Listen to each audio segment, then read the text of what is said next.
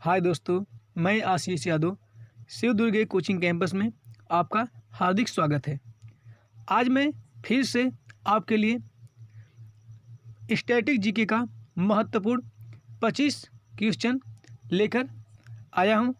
तो चलिए हम देखते हैं इन क्वेश्चनों को।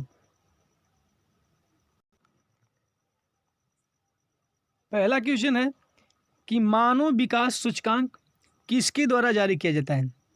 कहा है कि मानव विकास सूचकांक किसके द्वारा जारी किया जाता है। पहला दिया है CSO का फुल फॉर्म होता है सेंट्रल स्टैटिक ऑर्गेनाइजेशन। CSO का फुल फॉर्म होता है सेंट्रल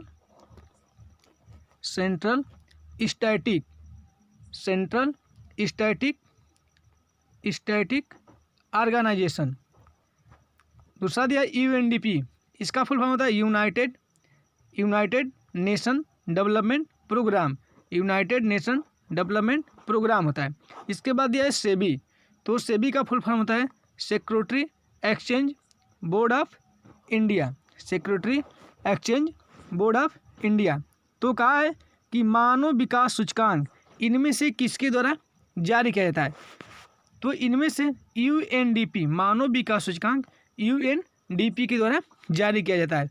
पहले CSO के द्वारा जारी किया जाता था, लेकिन वर्तमान में मानव विकास सूचकांक UNDP के द्वारा जारी किया जाता है। अगर पूछे कि CSO की स्थापना कब हुई थी, तो CSO की स्थापना 1951 ईस्वी में हुई थी।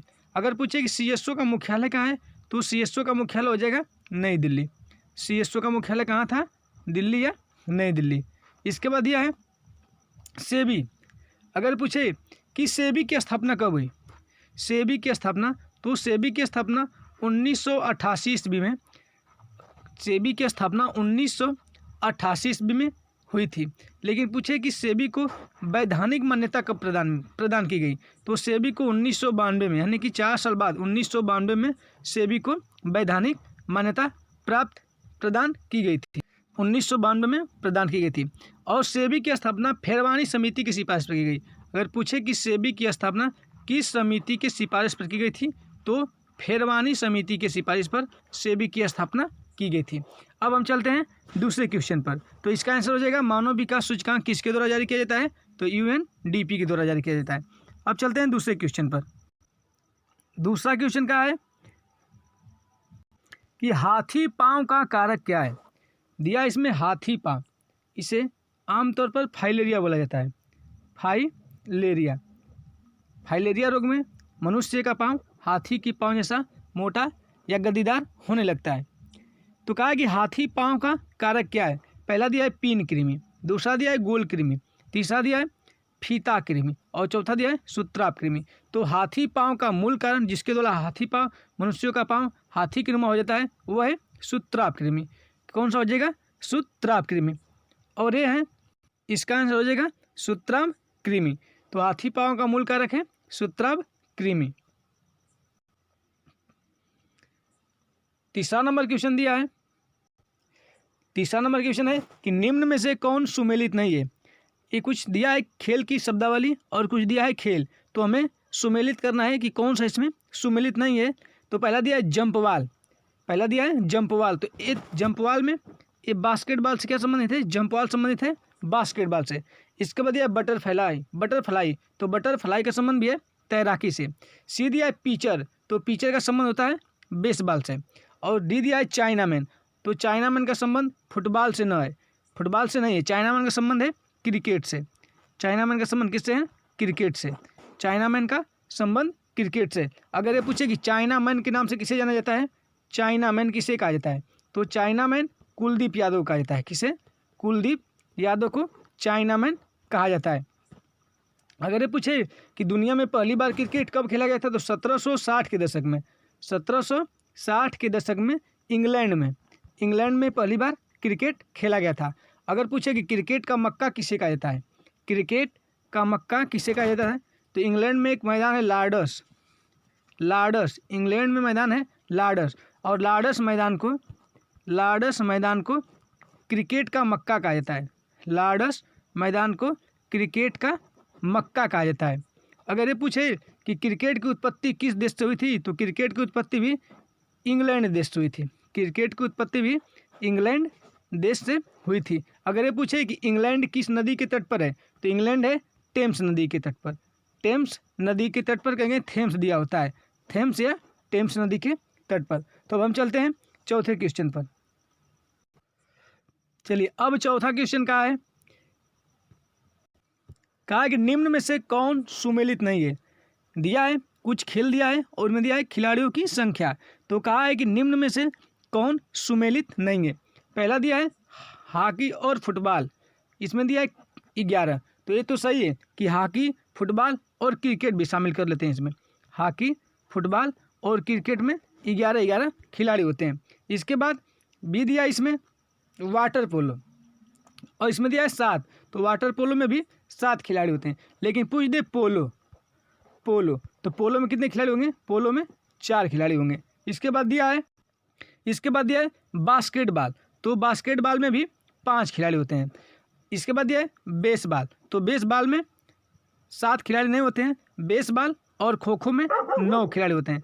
बेसबॉल और खो खो में पूछे कि बेसबॉल और खो खो में कितने खिलाड़ी होते हैं, तो बेसबॉल और यहीं पर हो जाएगा खो खो और बेसबॉल खो खो में 9 खिलाड़ी होते हैं।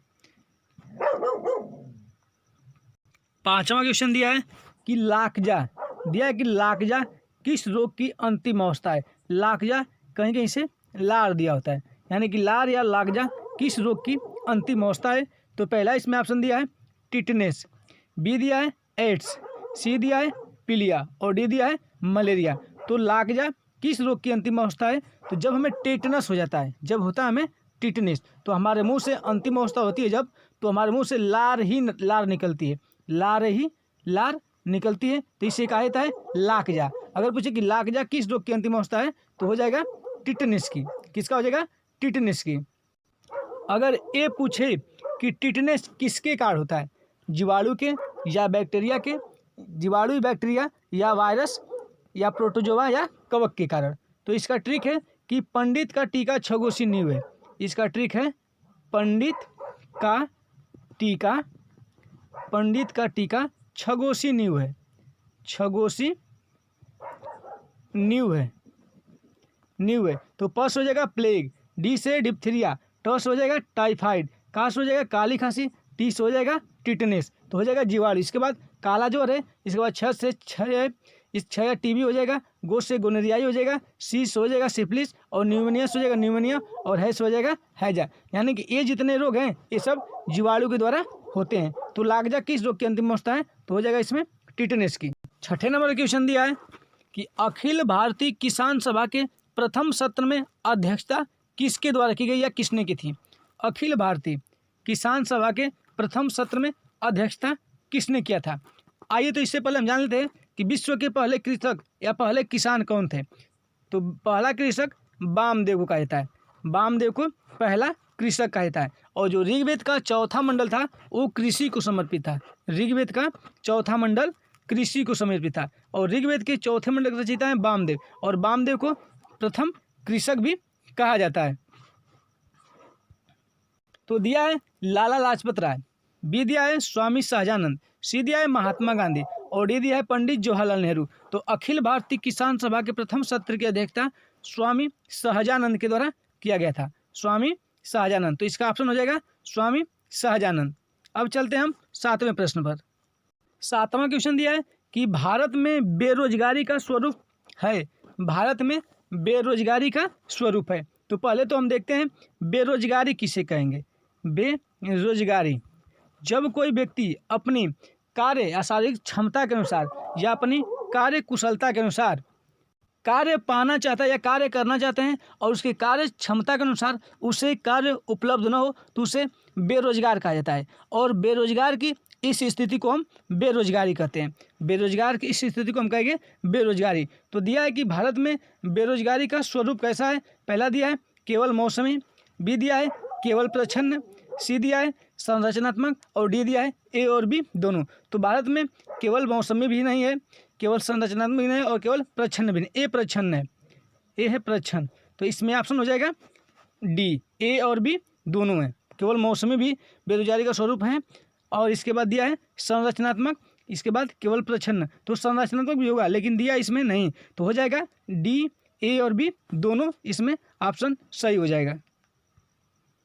सॉरी, भारत में बेरोजगारी का स्वरूप पूछा है, एक केवल लगा दिया तो इसमें केवल नहीं होगा। अगर बस ये पूछ दे कि मौसमी है तो हो सकता है, लेकिन जब केवल लगा दिया है तो ये नहीं होगा, न केवल प्रच्छन्न भी होगा। कहा कि भारत में बेरोजगारी का स्वरूप है तो हम मान लेंगे संरचनात्मक इसमें हो जाएगा। 7वां का सी सही है। इसके बाद चलते हैं हम 8वें क्वेश्चन पर। 8वां क्वेश्चन दिया है, सरकारी बजट में जीरो बेस बजट पहले किस देश में प्रस्तुत किया गया था। यानी कि सरकारी बजट में सबसे पहला अपना जीरो बजट बनाकर पेश करने वाला देश कौन सा था।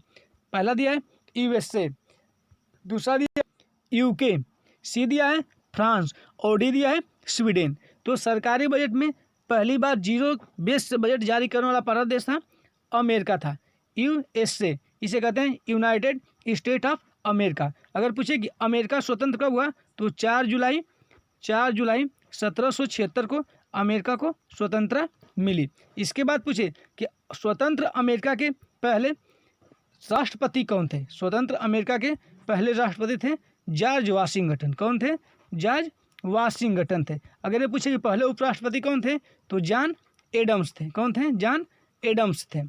अमेरिका के पहले उपराष्ट्रपति जॉन एडम्स और पहले राष्ट्रपति जॉर्ज वाशिंगटन। स्वतंत्रता मिली 4 जुलाई 1776 को। अगर ये पूछे अमेरिका किस नदी के तट पे तो पोटोमैक नदी के तट पे। किस नदी के? पोटोमैक नदी के तट पर। अब चलते हैं हम 9वें क्वेश्चन पर। 9वां क्वेश्चन दिया है, अंतर्राष्ट्रीय मुद्रा कोष का मुख्यालय कहाँ है। इसे बोलते हैं IMF, international monetary fund.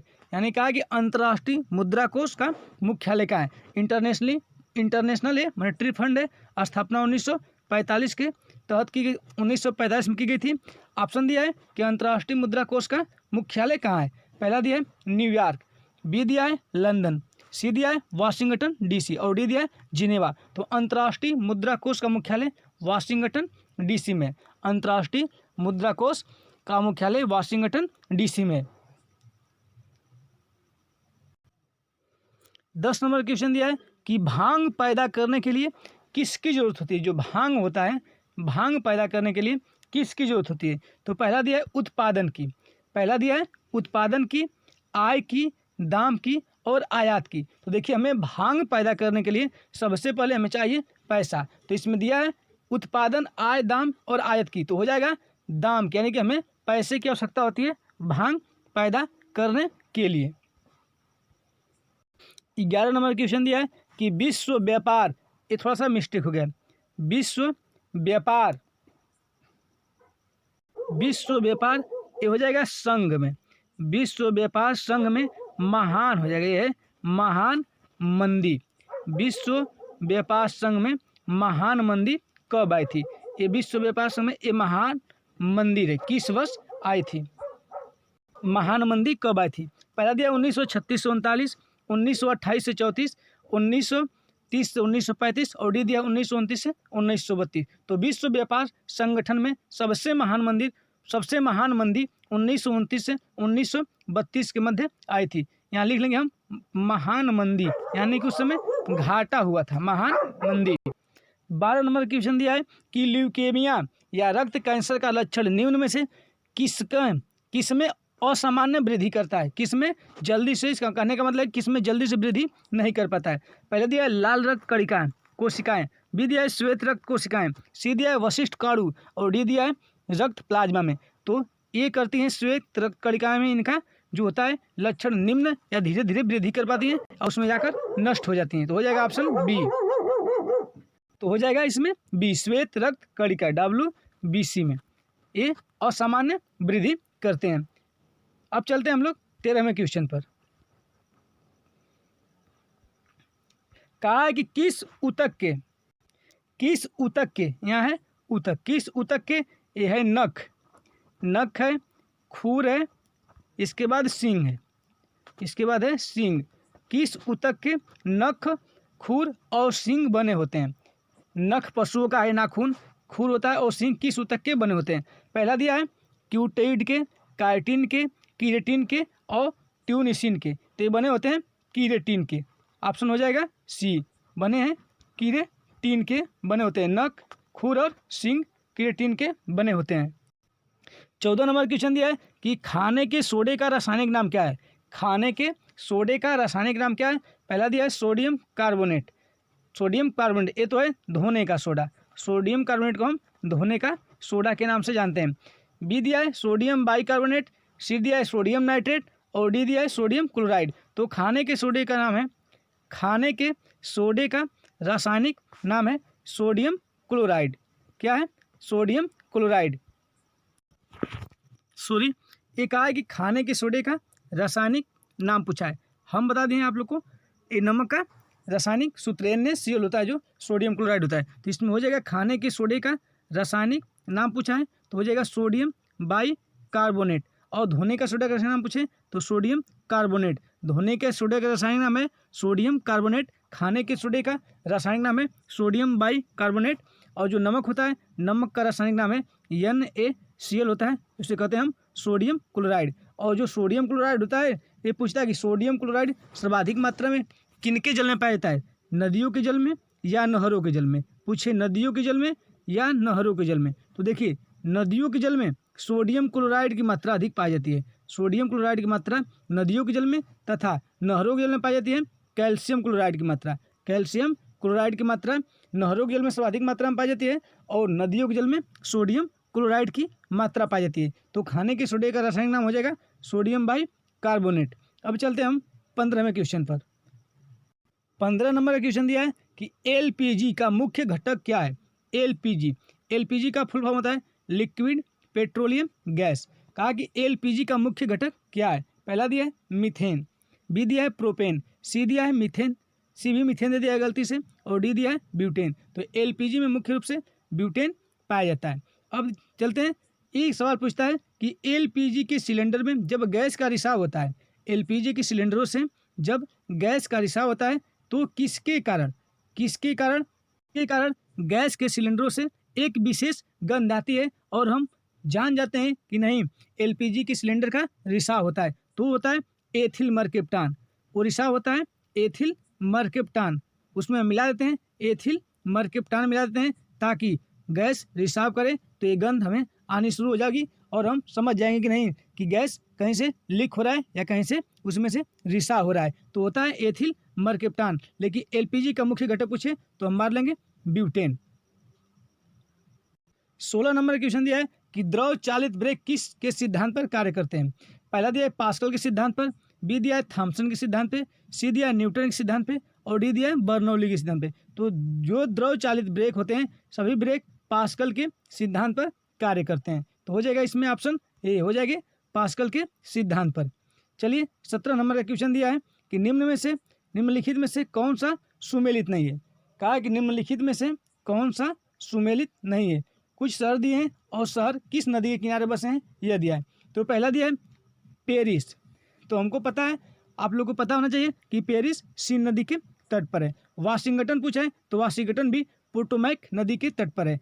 Budapest दिया है तो बुडापेस्ट भी डेन्यूब नदी के तट पर, ये डेन्यूब है, डेन्यूब नदी के तट पर है बुडापेस्ट। इसके बाद रोम दिया है, रोम भी टाइबर नदी के तट पर है। तो इनमें से कोई भी विकल्प गलत नहीं, अन्यथा कि इनमें से सभी विकल्प सही हैं, इनमें से कोई विकल्प गलत नहीं है। पेरिस भी सीन नदी के तट पे है, वाशिंगटन भी पोटोमैक नदी पर है, बुडापेस्ट भी डेन्यूब नदी के तट पर है और रोम भी टाइबर नदी के तट पर है। तो इसमें सभी सुमेलित हैं। अब चलते हैं हम 18वें नंबर क्वेश्चन पर।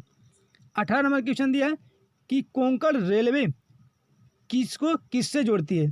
पहला दिया गोवा को मंगलोर से, कन्याकुमारी को मंगलोर से, रोहा को मंगलोर से और कन्याकुमारी को मुंबई से। तो जो कोंकण रेलवे होता है ये जोड़ता है रोहा को मंगलोर से। रोहा को मंगलोर से कोंकण रेलवे के द्वारा जोड़ा जाता है। अब चलते हैं हम 19 नंबर के क्वेश्चन पर। 19 नंबर का क्वेश्चन क्या है कि नर नारायण सेतु का निर्माण किस नदी पर किया गया है। नर नारायण सेतु मीन्स यानी कि पुल। नर नारायण सेतु या पुल का निर्माण किस नदी पर किया गया है। पहला दिया ब्रह्मपुत्र, बी दिया है महानदी और सी दिया है गंगा। तो नर नारायण सेतु का निर्माण ब्रह्मपुत्र नदी के तट पर किया गया है। और ब्रह्मपुत्र नदी आपको पता होना चाहिए कि ब्रह्मपुत्र नदी क्या है, भारत की सबसे चौड़ी नदी है। भारत की सबसे चौड़ी नदी कौन सी है, ब्रह्मपुत्र। अगर ये पूछे कि भारत की सबसे लंबी नदी कौन है, तो भारत की सबसे लंबी नदी है गंगा नदी। भारत की सबसे लंबी नदी है गंगा नदी। इसकी लंबाई है 2525 किलोमीटर और ये निकलती है गंगोत्री हिमनद से। अगर ये पूछे कि गंगा की सबसे लंबी सहायक नदी कौन सी है, तो गंगा की सबसे लंबी सहायक नदी का नाम है यमुना नदी और यमुना नदी निकलती है यमुनोत्री हिमनद से। यमुनोत्री हिमनद से यमुना नदी निकलती है। तो नर नारायण सेतु का निर्माण किस नदी पर किया गया है, तो हो जाएगा ब्रह्मपुत्र नदी पर, हो जाएगा ब्रह्मपुत्र नदी पर और निकलती है मानसरोवर झील कैलाश हिमालय के तिब्बत से। अब चलते हैं हम 20वें क्वेश्चन पर। 20वां क्वेश्चन का है कि हरियाणा में सुविख्यात पक्षी विहार कौन सा है। हरियाणा में सुविख्यात पक्षी विहार कौन सा है। पहला दिया है सुल्तानपुर, बी दिया है राजाजी और सी दिया है भरतपुर और डी दिया है सरिस्का। तो हरियाणा में सुविख्यात पक्षी विहार है वो है सुल्तानपुर। कौन सा है, सुल्तानपुर। अगर पूछे कि राजाजी ये नेशनल पार्क कहाँ है, तो राजाजी नेशनल पार्क है उत्तराखंड में। कहाँ है, उत्तराखंड में। अगर पूछे भरतपुर है ये राजस्थान में। इसके बाद पूछे सरिस्का बाग अभयारण्य कहाँ है, तो ये है राजस्थान में। सरिस्का बाग अभयारण्य भी राजस्थान में। अगर ये पूछे कि हरियाणा हरिकेन के नाम से हम किन्हें जानते हैं, हरियाणा हरिकेन के नाम से हम किन्हें जानते हैं, तो यह है कपिल देव। कपिल देव को हरियाणा हरिकेन के नाम से जाना जाता है। तो ये हो गया कि हरियाणा में सुविख्यात पक्षी विहार कौन सा है, तो हो जाएगा सुल्तानपुर पक्षी विहार जो हरियाणा राज्य में है। 21 नंबर क्वेश्चन दिया है कि गांधीवादी अर्थव्यवस्था किस सिद्धांत पर आधारित है। गांधीवादी अर्थव्यवस्था किस सिद्धांत पर आधारित है। पहला दिया है कि राज्य का नीति निर्देशक तत्व से। तो ये लिया गया राज्य की नीति पूछता है कि राज्य का नीति निर्देशक तत्व हमारे संविधान में किस देश से ग्रहण किया गया है, तो लिया गया है आयरलैंड से। कहाँ से लिया गया है, आयरलैंड से। या ऐसे कहीं कहीं आयरिश देता है, आयरिश भी देता है, या आयरलैंड से लिया गया है। लेकिन पूछा है कि गांधीवादी अर्थव्यवस्था किस सिद्धांत पर आधारित है। पहला राज्य का नियंत्रण, इसके बाद प्रतिस्पर्धा, इसके बाद दिया है न्यासधारिता, इसके बाद दिया है ग्रामीण सहकारिता। तो गांधीवादी जो अर्थव्यवस्था थी वो ग्रामीण सहकारिता के सिद्धांत पर आधारित थी। अब हम चलते हैं 22वें क्वेश्चन पर। 22वां क्वेश्चन का है कि निम्नलिखित में से विश्व बैंक का मुख्यालय कहाँ है। तो विश्व bank WTO world trade organisation पूछा है कि विश्व बैंक का मुख्यालय कहाँ है, और दिया है दी हेग, वाशिंगटन, पेरिस और लंदन। तो विश्व बैंक का मुख्यालय है वाशिंगटन DC। विश्व बैंक का मुख्यालय कहाँ है, वाशिंगटन DC। अगर पूछे कि अंतर्राष्ट्रीय न्यायालय का मुख्यालय कहाँ है, तो हो जाएगा दी हेग। कहाँ हो जाएगा, दी हेग हो जाएगा। अगर पूछे कि यूनेस्को का मुख्यालय कहाँ है, यूनेस्को का मुख्यालय कहाँ है, तो हो जाएगा ये पेरिस। अगर पूछे कि कॉमनवेल्थ का मुख्यालय कहाँ है, कॉमनवेल्थ का मुख्यालय कहाँ है, तो हो जाएगा लंदन। लेकिन इसमें कहा है कि निम्नलिखित में से विश्व बैंक का मुख्यालय कहाँ है, तो विश्व बैंक का मुख्यालय हो जाएगा वाशिंगटन DC हो जाएगा। कहाँ हो जाएगा, वाशिंगटन DC। 23 नंबर क्वेश्चन दिया है कि निम्न सूचियों में से किसके अंतर्गत शिक्षा आती है। देखिए सूचियाँ 3 है, एक संघ सूची है, एक समवर्ती सूची है। एक तो संघ सूची हुई, एक है समवर्ती सूची और एक है राज्य सूची। तो कहा है कि किसके अंतर्गत शिक्षा आती है, शिक्षा किस सूची के अंतर्गत आती है। पहला दिया है केंद्रीय सूची, बी दिया है राज्य सूची और सी दिया है समवर्ती सूची। तो शिक्षा हमारी आती है समवर्ती सूची के अंतर्गत। और समवर्ती सूची के अंतर्गत जो विषय आते हैं उनका एक ट्रिक है कि आशीष का असमय जप।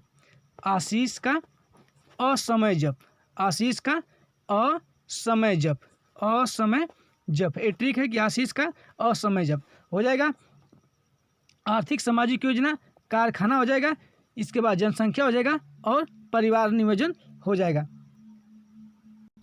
यहाँ से पीस हो जाएगा पंजीकरण, परिवार नियोजन, यहाँ पस होगा पंजीकरण। तो ये सब बातें शिक्षा हो गया, से यहाँ पे शिक्षा हो जाएगा। ये सब समवर्ती सूची के विषय हैं। आर्थिक सामाजिक योजना है, शिक्षा है, कारखाना है, इसके बाद ये जनसंख्या है और पस पंजीकरण है। ये सब आता है समवर्ती सूची के अंतर्गत।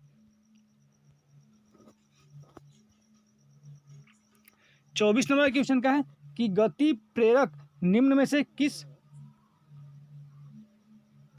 किस सिद्धांत पर कार्य करता है, या गति प्रेरक निम्न में से किससे संबंधित है। पहला दिया है गुर्दे से, बी दिया है मस्तिष्क से, सी दिया है हृदय से और डी दिया है फेफड़े से।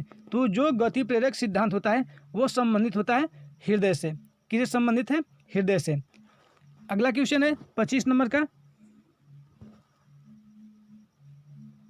कहा कि रक्त का थक्का जमने का कारण है, यानी कि रक्त क्यों थक्का जम जाता है, इसका कारण क्या है? पहला दिया है थाम्बरिन, दिया है थाम्बरिन।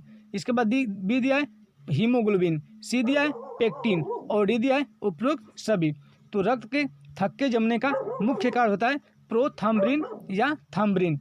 जब कहीं कट जाता है हमारे शरीर का अंग या कहीं भी कट जाता है तो प्रोथाम्बरिन कारण ही रक्त का थक्का जम जाता है। लेकिन ये पूछे कि हमारे शरीर में रक्त का थक्का न जमने देने वाला तत्व कौन सा है, तो होता है हिपेरिन।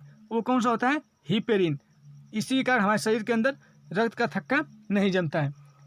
तो इसका हो जाएगा थाम्बरिन। अब ये 25 क्वेश्चनों की सीरीज समाप्त हुई। अगर आप लोग को ये क्वेश्चन अच्छा लगा हो तो इस चैनल को लाइक, सब्सक्राइब और शेयर जरूर करिएगा और कमेंट कर जरूर बताइएगा कि आप 25 में से कितने क्वेश्चन सही तरीके से कर पाए हैं।